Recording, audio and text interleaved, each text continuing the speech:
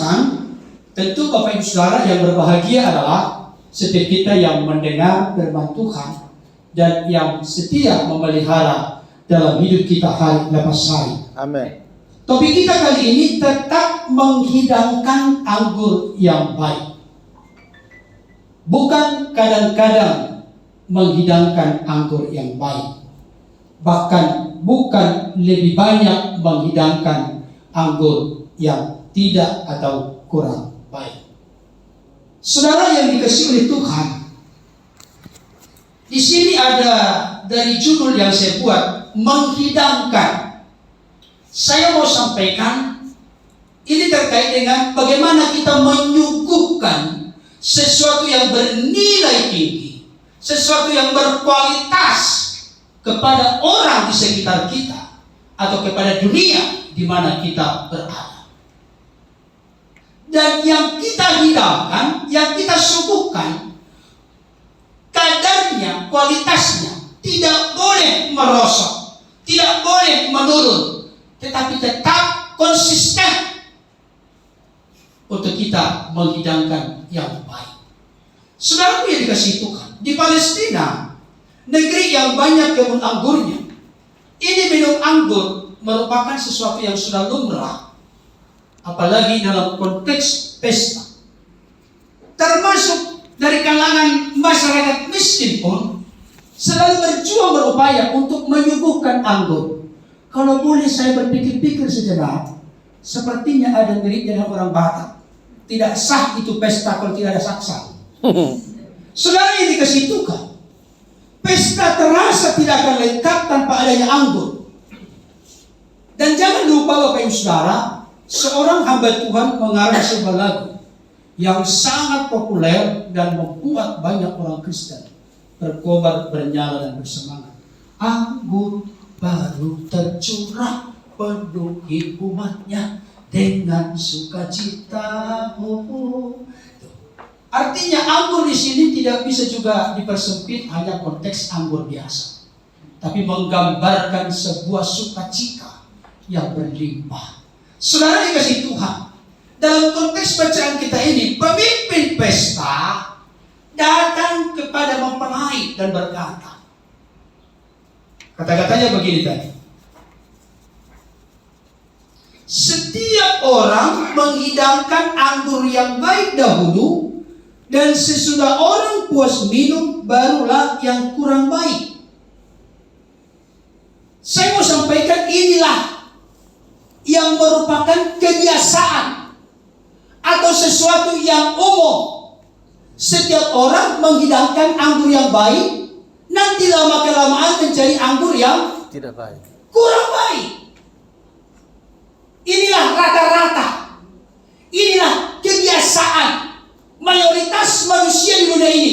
Dan saya rindu gereja ini bukan hanya menyuguhkan sesuatu yang biasa, tapi sesuatu yang dahsyat, sesuatu yang luar biasa, karena kita menyembah Yesus yang luar biasa. Amin.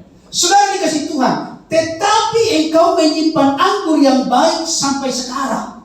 Memang konteks saat itu waktu yang sangat dekat selama berlangsungnya pesta. Tapi saya mau sampaikan, kita tidak hanya membatasi firman ini selama konteks pesta, tapi selama kita hidup, biarlah kita menyuguhkan yang baik. Amin. Jangan sampai penjahat, apa namanya? Jangan sampai pendeta jadi penjahat, tapi penjahat jadi pendeta, itu yang bagus. Saudaraku yang dikasihi oleh Tuhan, nah, sesuatu yang tidak biasa, sesuatu yang tidak umum, bisa menyuguhkan anggur yang baik sampai pesta berakhir. Saya mau tanya kepada Bapak Ibu Saudara saat ini yang berkumpul di tempat ini, bagaimana dengan konteks realita kenyataan hidup kita masing-masing? Masihkah kita menyiapkan sesuatu yang baik, bahkan yang terbaik di dalam hidup kita? Apakah itu terkait dengan relasi antara suami dengan istri, orang tua dengan anak, kakak dengan adik, dan sebagainya? Dalam konteks pendeta gembala dengan jemaat, jemaat dengan gembala, jemaat dengan jemaat, bagaimana? Apakah kita tetap masih menyuguhkan atau menghidangkan, menghadirkan sesuatu yang baik? Saudaraku yang dikasihi Tuhan, Yesus pernah bersabda, dengan bertambahnya kedurhakaan, maka kasih kebanyakan orang menjadi dingin. Tolong kita soroti kata-kata kebanyakan orang. Bukan sedikit orang, tapi kebanyakan orang. Bahkan Wahyu berkata, kalau kita tidak panas, tidak dingin, maka kita akan dimuntahkan. Kalau kita suam kuku, kita akan ditolak oleh Tuhan. Saudaraku yang dikasihi oleh Tuhan, coba kita merenung bagaimana konteks janji yang kita ikrarkan, ucapkan, khususnya bagi Bapak Ibu Saudara yang sudah berumah tangga. Untuk saya juga berumah tangga itu. Bagaimana kita mengucapkan janji ketika di pernikahan kita? Begitu antusias, begitu dahsyat, begitu hebat. Masihkah kadar dari yang kita suguhkan kepada pasangan kita masih tetap sama? Dulu ibu kita tercinta atau istri kita ketika menikah pinggangnya 39. Tapi setelah punya 3-4 anak dibalik angkanya 93. Masihkah kadar yang sama? Amen. Contoh suami, mami, I love you full. Kata istri berkata, papi, fals. Ada kebohongan, ada kepalsuan. Apakah demikian? Saudara yang dikasihi Tuhan, ini penting untuk kita. Saya mau sampaikan, kenapa bisa pemimpin pesta memberikan pujian kepada mempelai laki-laki saat itu? Setiap orang pada umumnya menyiapkan anggur yang baik, setelah itu baru yang kurang baik. Tapi engkau menyuguhkan, menghidangkan anggur yang baik sampai sekarang. Saudara dikasihi Tuhan, menurut takaran pikiran manusia ini sesuatu yang tidak mungkin. Kenapa? Karena di ayat-ayat sebelumnya kita melihat, saudaraku, dikatakan begini, ayat yang kedua sampai 3. Yesus dan murid-muridnya diundang juga ke perkebunan itu. Ketika mereka kekurangan anggur, ibu Yesus berkata kepadanya, mereka kehabisan anggur. Ada pujian dari pemimpin pesta kepada mempelai laki-laki. Engkau tetap menyuguhkan anggur yang baik sampai sekarang. Padahal konteksnya, realita kenyataannya, mereka kehabisan anggur. Bayangkan, saya yakin dan percaya ini pesta tidak diadakan dengan sembarang. Kenapa? Kepanitiaannya lengkap. Ada pemimpin pesta, ada pelayan, ada yang pengundang, ada yang tidak sembarangan. Ini sudah dikerjakan, dipersiapkan sedemikian rupa. Saya kasih tahu, dalam konteks kehidupan kita, kadang-kala kita sudah menyiapkan segala sesuatu dengan baik menurut kita, tapi di tengah-tengah berlangsungnya realita kenyataan kehidupan, ada saja sesuatu yang tidak terduga terjadi di tengah-tengah perjalanan kehidupan kita. Tapi di tengah-tengah demikian, keluarga ini bukan keluarga yang dicemooh, keluarga yang dikina, keluarga yang diejek oleh orang lain. Saya kasih tahu, kehabisan anggur pada saat berlangsungnya pesta ini sebuah kehinaan dan menjadi buah bibir yang mempermalukan, merendahkan keluarga ini. Akan jadi apa nanti keluarga ini? Baru permulaan mereka berpesta sudah terjadi masalah yang memalukan, apalagi perjalanan berikutnya. Tapi puji Tuhan, luar biasa. Mereka bukan hina, justru dipuji oleh pemimpin pesta. Engkau menyiapkan anggur yang baik sampai sekarang. Pertanyaannya untuk kita, kenapa situasi kehabisan anggur ini bisa tertolong, bisa ada solusi, bisa ada jalan keluar? Nanti akhirnya air yang tawar berubah menjadi anggur yang manis. Kenapa terjadi demikian? Apa resepnya? Apa yang menjadi kunci yang perlu kita soroti, perhatikan, supaya kita tetap menyuguhkan, menghadirkan sesuatu yang baik dalam perjalanan hidup kita? Saya menemukan dalam bacaan ini, tidak bisa lepas dari ayat yang kedua. Ini menjadi basic, ini menjadi fondasi dalam kehidupan kita. Dikatakan demikian, Yesus dan murid-muridnya diundang juga ke perkebunan itu. Tolong kita soroti, perhatikan konteks runut ceritanya. Tolong saya tanya Bapak Ibu Saudara, saya tahu di sini digembalakan oleh hambanya sebagai seorang dokter juga, berarti pasti pendalaman Alkitab sangat luar biasa. Perhatikan ceritanya mana yang benar. Masalah timbul dulu kehabisan anggur, baru Yesus undang. atau Yesus undang sebelum ada masalah? Yang saya tanya Bapak Ibu Saudara, kenyataan hidup bagaimana? Ini yang saya tanya. Masalah dulu. Halo Bapak Ibu, Baru datang. mari saya terjadi.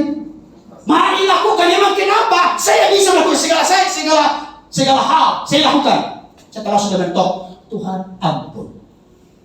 Saya kasih tahu, ada seorang, dia seorang dari suku lain, warna kulit putih, yang bahasanya sukar dimengerti, dipahami, susah mempelajari bahasanya. Dan dia menikah, itu pria. Dia menikah dengan seorang Boru Batak, Boru Sinaga. Ada di sini Boru Sinaga?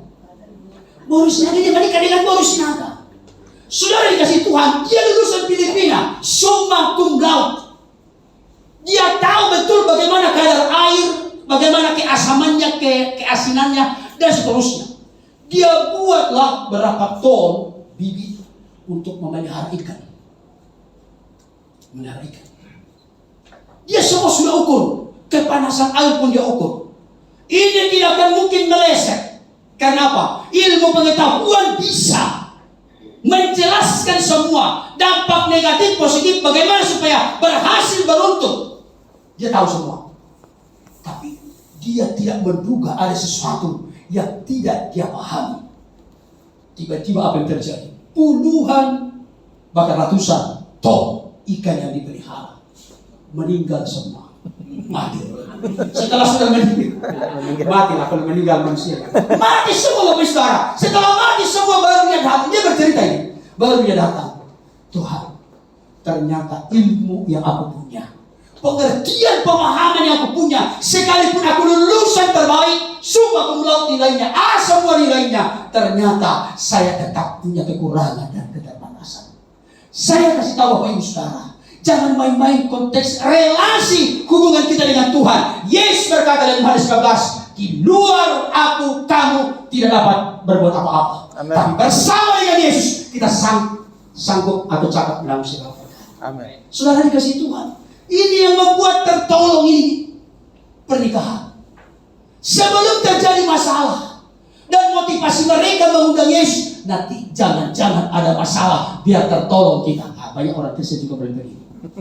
Jadi tujuannya mengasihi Yesus. Aku mengasihi Engkau Yesus dengan segenap hatiku. Kalau saya Yesusnya bohong. Tujuanmu sudah tahu, saya nak luruskan motivasi.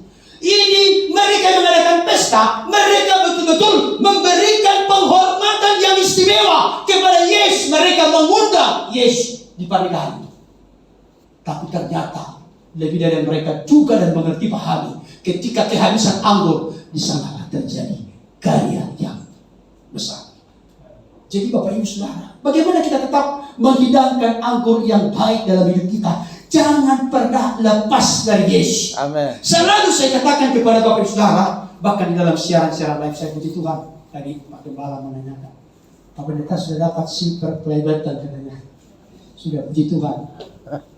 111.500, tapi itu kecil dibanding dengan yang lain. Tapi saya bersyukur, saya sebagian kecil dari hamba Tuhan sudah dapat. Dan di Facebook pun, puji Tuhan, sudah di atas 5 juta yang menonton.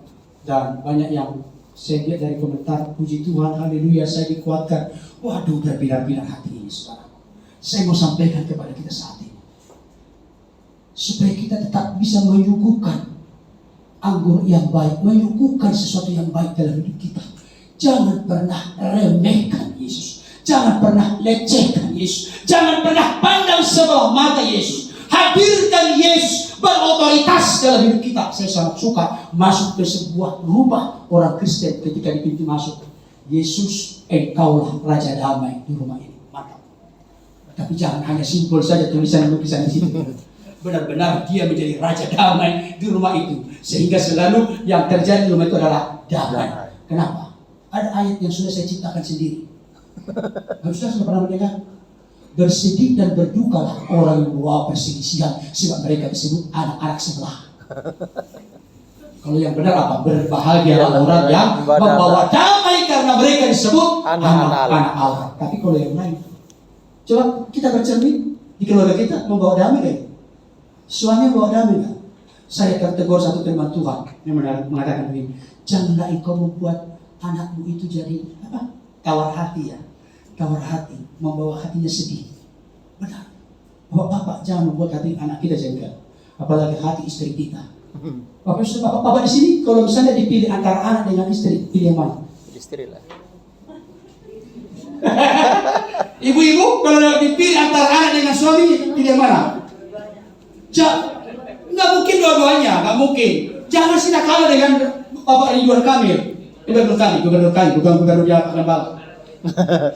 Pernah ditanyakan kepada beliau, kalau disuruh memilih yang mana? Saya pilih istri, kenapa? Anak-anak saya nanti akan pergi menikah, tapi yang menemani saya sampai akhir hidup saya adalah istri dan istri. Jadi jangan bilang dua-duanya, memang karena saya tahu, yang ngomong begitu, saya mengasihi anak saya.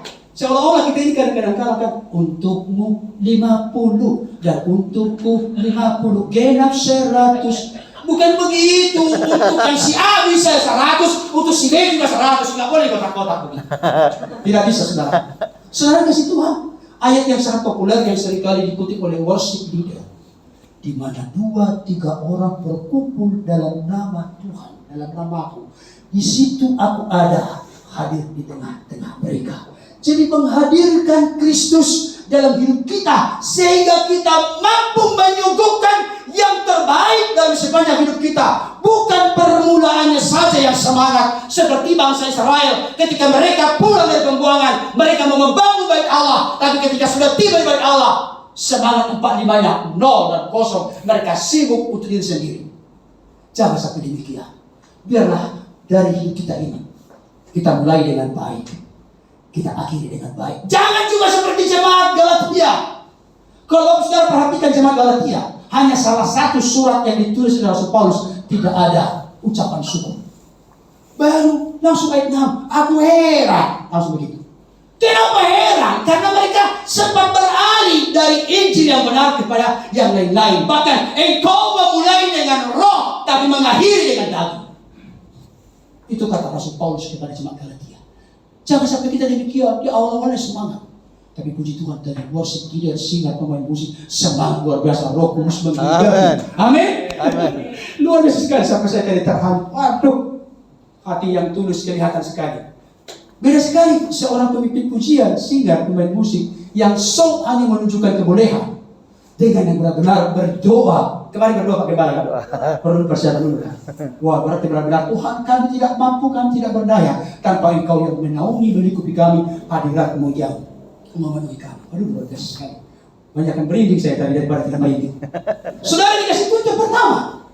Bagaimana tetap menghidangkan anggur yang baik? Maka hadirkanlah Yesus. Jangan tunggu ada problem dulu baru berteriak kepada Yesus. Libatkan Yesus dalam segenap keputusan kita, dalam segenap perkataan kita, dalam segenap tingkah laku kita. Percayalah, memang realita, kenyataan. Ada anggur yang habis, ada masalah, ada problem. Tapi percayalah, di balik dari masalah itu, Tuhan mendatangkan kuasanya. Ralph Boyce Emerson pernah berkata, kesukaran, kesulitan, masalah adalah pentas di mana Allah akan mempertontonkan, menunjukkan mujizat dan kuasanya. Karena itu jangan takut dengan masalah, jangan takut dengan kehabisan anggur. Yang penting saudara dan saya, kita semua bersama dengan Yesus dalam menghadapi semua. Percayalah, kita umat yang lebih dari pemenang. Amin. Amin. Amin. Yang kedua, kenapa anggur yang dihidangkan itu anggur yang baik? Yang kedua saya lihat di sini. Ayat yang ketiga, ketika mereka kekurangan anggur, Ibu Yesus berkata kepadanya. Ada satu hamba Tuhan yang menafsirkan bahwa Ibu Yesus itu masih punya kekerabatan dengan yang menyelenggarakan pesta. Argumentasinya adalah, kok sampai dapurnya tahu isinya? Kira-kira begitu. Ya kan? Kekurangan anggur biasanya kan kurang dekat. Itu sesuatu yang ini. Berarti ada. Kenapa dia berani kok melong-melong gitu? Apa ibu-ibu suka pergi ke rumah orang lain langsung buka kulkasnya? Kalau orang lain yang suka begitu, bisa berani banget itu masa dia langsung buka kulkas saya gitu. Protes sih. Tapi ibu ini tahu, Ibu Maria tahu. Tetapi yang saya sampaikan saat ini, selain dari Yesus diundang ke sana, perhatikan peran Ibu Maria. Bukankah dikatakan dalam firman Tuhan Allah turut bekerja dalam segala perkara mendatangkan kebaikan. Ada korelasi yang baik antara kita dengan Tuhan. Semua memang kasih karunia Tuhan. Tapi bagaimana kasih karunia Tuhan itu dilimpahkan dalam hidup kita? Butuh respon dan tanggapan yang rendah dari kita. Apa itu? Ibu Maria ini merupakan satu jembatan yang sangat luar biasa. Bukan jembatan keselamatan ya. Bukan hanya Yesus satu-satunya jalan kebenaran dan hidup. Tidak ada seorang pun yang sampai kepada Bapa. Kalau tidak melalui Yesus, tidak ada jalan lain. Tapi dalam konteks ini, coba sudah perhatikan. Kalau ada model-model seperti ini dihadirkan dalam gereja sekarang, sangat luar biasa. Dia peduli dengan masalah, dia peduli dengan kesulitan yang dihadapi oleh yang menyelenggarakan pesta ini. Dia beritahukan kepada Yesus. Maka konteks sekarang apa? Kita melihat ada pergumulan di gereja, ada kesulitan dalam keluarga kita, ada permasalahan dalam aspek-aspek hidup kita yang lain. Mari kita jangan menjadi orang yang cuek bebek, yang penting udahlah ini nggak ada urusan dengan saya, mampus lah sekalian. Jangan. Dia peduli saudaraku, dia laporkan kepada Yesus, dia sampaikan kepada Yesus. Bukankah ini bisa kita buat sebuah konklusi kesimpulan? Kita sampaikan kepada Bapa di sorga, kita doakan kepada Bapa di sorga. Ada pergumulan, ada realita kenyataan, dan masalah yang sedang terjadi. Kita peduli dengan itu. Saya kasih tahu, ini salah satu resep juga. Bagaimana tetap kita menghadirkan anggur yang baik dalam hidup kita. Kepedulian dari seorang ibu Maria ini penting. Saya yakin dan percaya gereja ini akan terus semakin bertumbuh menjadi gereja yang besar. Gereja yang memiliki visi yang besar dari Tuhan. Itu terjadi kalau sebuah jemaat bergerak. Bukan hanya satu orang, dua orang. Kan ada satu ungkapan menarik berkata, tidak semua kita dipanggil menjadi pendeta, tapi semua kita dipanggil menjadi pendeta. Amin. Amin. Jadi saudara, kepedulian Ibu Maria ini penting. Ya kan? Memang ya perlu juga ditegur. Ibu Maria di sini. Ada lagi saya kan Maria, kan banyak nama Maria. Tapi Marta penting nggak Marta? Penting juga. Penting. Tapi jangan sampai oleh karena kesibukan mengurus makanan yang melimpah, tidak ada waktu untuk bersekutu dengan Tuhan. Itu yang penting. Makanya saya bersyukur, saya berterima kasih ada banyak masukan yang mengatakan begini. Ya Allah, kalau kita mau Natalan, sebentar lagi kan mau Natalan. Kalau kita mau Natalan, nggak usah masak-masak. Saya setuju. Mudah-mudahan sini juga dari Imam Sudi. Karena saking sibuknya memasak, keringatan semua. Apalagi yang ikut WL juga yang memasak itu. Waduh, nggak kuat lagi dia. Karena udah capek sekali. Itu. Lebih simpel aja. Udah roti sama aqua udah simpel, tapi bisa menikmati kehadiran Kristus, kelahiran Kristus yang datang ke tengah-tengah dunia yang penuh dengan dosa ini. Dan yang ketiga, Bapak Saudara, saya agak sedikit cepat nanti dimarahi Pak Gembala nanti terlalu. Saya biasanya lupa saya waktu. Apalagi kalau diundang ke Toyota, saya sering diundang ke Toyota. Waduh, kok aja 15 menit. Apalagi kalau terlambat 10 menit udah repot kita. Sudah 15 menit berkobar bayangkan. Yang ketiga, saya melihat di sini peranan dari pelayan-pelayan sangat menentukan juga. Yesus berkata, istilah tempat-tempat itu penuh air. Dan sebelumnya, Ibu Yesus memerintahkan kepada pelayan-pelayan, apa yang dikatakan kepadamu, perbuatlah itu. Apa saja yang dikatakan, perbuat. Jangan banyak protes, jangan banyak cari alasan, jangan menunggu, jangan menunda, lakukan saja. Akhirnya memang tepat.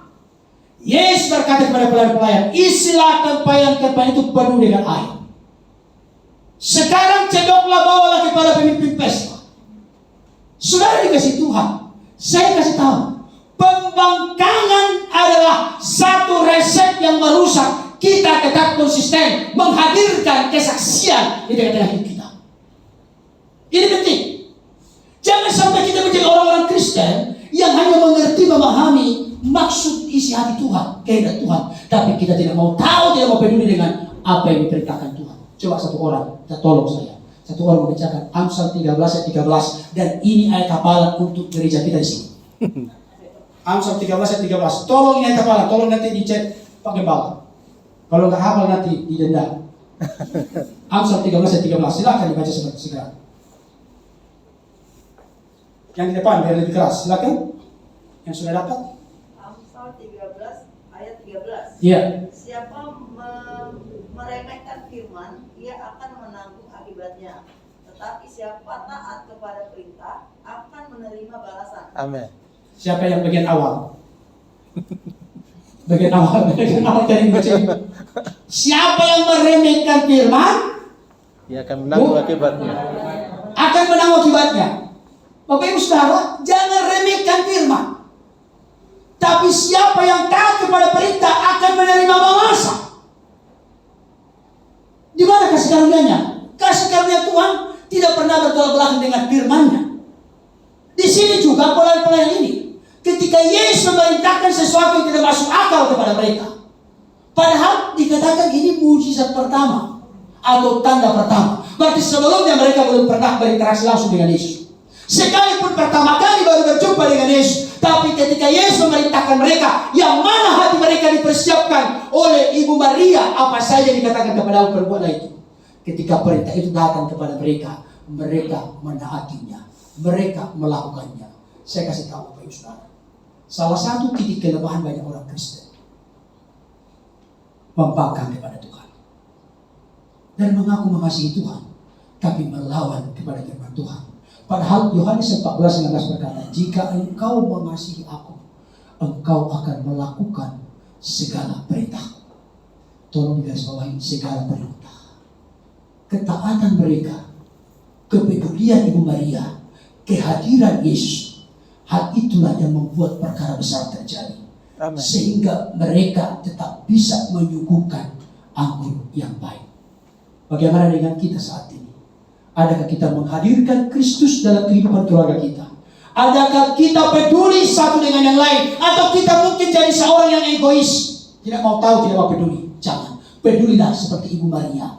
Dia sampaikan masalah itu kepada Yesus. Kita sampaikan dulu perkara persoalan pergumulan kita kepada Tuhan melalui doa-doa kita dengan serius dan sungguh-sungguh. Karena doa orang benar bila dengan yakin didoakan besar kuasa. Amin. Jadilah kita menjadi orang Kristen yang belajar taat kepada Tuhan. Perhatikan kalimat sudah pernah saya sampaikan di sini. Petrus dan kawan-kawan menjala ikan sepanjang malam.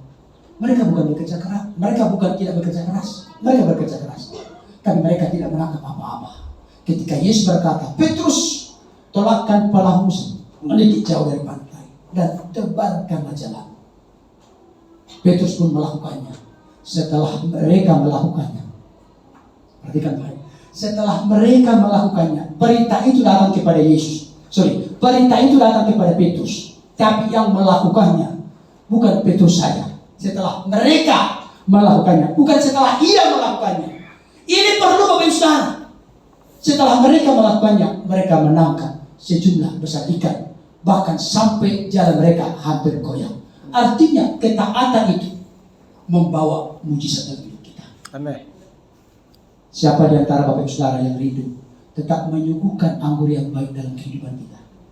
Ada yang mau? Amin. Amin. Amin. Mari, syaratnya ada 3 tadi apa? Hadirkan Yesus. Yang kedua, pedulilah. Pedulilah. Seperti Maria. Yang ketiga, taatilah perintahnya.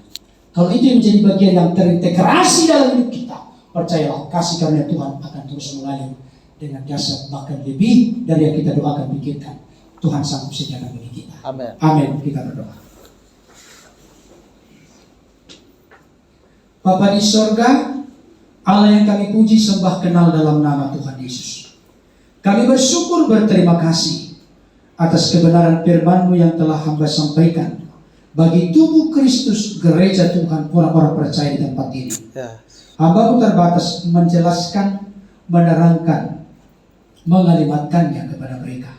Tapi Roh Kudus yang bekerja, bahkan menaruhkan firman itu jatuh di lahan hati mereka yang terbaik. Dan oleh kekuatan Roh Kudus, mereka dimampukan untuk melakukannya. Kami semua belajar untuk melakukannya dalam kehidupan kami hari demi hari. Tolong kuatkan dan teguhkan kami, Bapa. Kami tahu kalau selama ini kami belum maksimal menjadi garam, menjadi terang, menjadi saksi yang efektif, efisien, menjadi suratan Kristus yang terbuka melalui tutur kata, perbuatan kami, sikap kami. Orang lain memuliakan Bapa di surga. Ampuni kami Tuhan. Kami datang merendahkan hati bergantung kepadamu. Kasih karunia-Mu menaungi melingkupi kami semua. Kami rindu tetap menyuguhkan yang terbaik dalam hidup kami. Ya. Tidak hanya di awal-awal kami semangat, tapi Tetapi sampai Kau memanggil kami pulang kembali ke rumah Bapa, kami akan tetap setia, tetap gigih, tetap kokoh, tetap berkobar, tetap bersemangat, tetap bernyala-nyala. Karena Roh Kudus yang membakar kelesuan rohani dalam diri kami menjadi berantusias dan bersemangat. Ya. Terima kasih Tuhan. Dan semua itu terjadi, kami berdoa kepada-Mu. Ketika kami berkata, mengaku Yesus sebagai Tuhan dan Juru Selamat, berarti pengendalian hidup kami ada di tangan Yesus yang adalah Tuhan, penguasa, Raja, junjungan dalam hidup kami.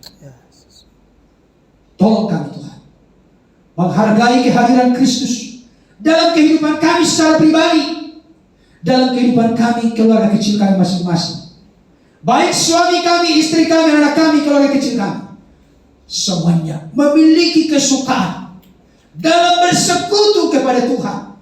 Karena di tengah-tengah kami sepakat sehati bersekutu kepada Tuhan, di sana Yesus hadir memanifestasikan karya pribadi, kuasa dan perbuatannya. Amin. Terima kasih Tuhan.